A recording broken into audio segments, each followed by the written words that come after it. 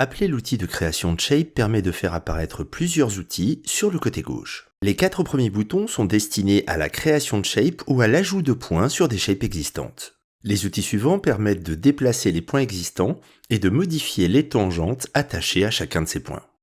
Revenons sur le premier outil que nous avons déjà utilisé, activons un style de type stroke, de couleur blanche et d'une épaisseur de 25 pixels. Pressons le bouton gauche et maintenons-le afin de créer à la fois un point, mais également tirer de nouvelles tangentes. Répétez l'opération plusieurs fois dans le viewer, en définissant à chaque fois de nouvelles tangentes, jusqu'à fermer la forme en cliquant sur le point de départ. Lors de la création d'une courbe, recliquer sur le point de départ permet de fermer ce tracé. Celui-ci sera par la même occasion validé. Pour bien comprendre cette notion de validation, créons une nouvelle courbe et lorsque nous commençons le dessin, nous pouvons voir 2 icônes apparaître en haut de l'interface. Lors de la création d'un tracé, cliquez sur le bouton situé à gauche validera la forme en la fermant automatiquement.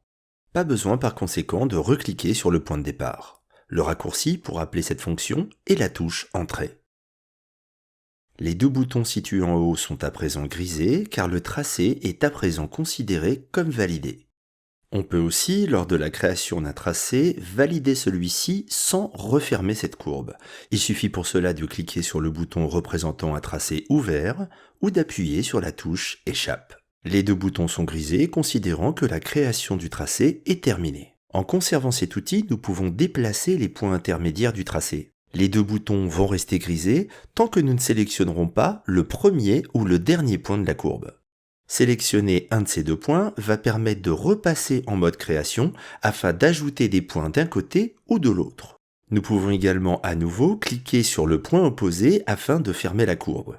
Revenons en arrière grâce au menu Edit Undo afin d'effectuer la même opération mais en cliquant cette fois-ci sur le bouton de fermeture.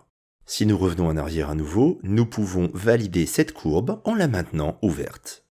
Gardez donc en tête que lors de la création d'un tracé, il vous est possible de fermer ce tracé automatiquement ou bien de le laisser ouvert en utilisant les boutons situés en haut ou les touches Entrée et Échappe. La notion de tracé et la manière dont il est dessiné étant décorrélées dans Autograph, il est possible d'utiliser le style Fill tout en ayant des tracés ouverts. Supprimons le layer actuellement présent et choisissons le style Fill. Dès le 2e point, nous verrons apparaître le remplissage de la forme alors même que celle-ci n'est pas encore fermée. Cependant, même si visuellement cette forme donne l'impression d'être fermée, il est important de garder en tête que géométriquement parlant, elle ne l'est pas encore. Nous utiliserons par la suite les opérations booléennes entre les courbes permettant de creuser une forme avec une autre et cela n'est possible qu'avec des formes fermées. Afin de s'en rendre compte, créons une 2e forme à l'intérieur du passe-groupe. L'union de ces 2 formes ne sera pas complète tant que la 2e forme ne sera pas fermée. Passer le 2e tracé en mode différence permet de venir soustraire cette forme à la précédente et ainsi créer un nouveau tracé résultant de cette opération. Rajouter un style de type stroke permet de mettre en exergue le résultat de cette opération booléenne.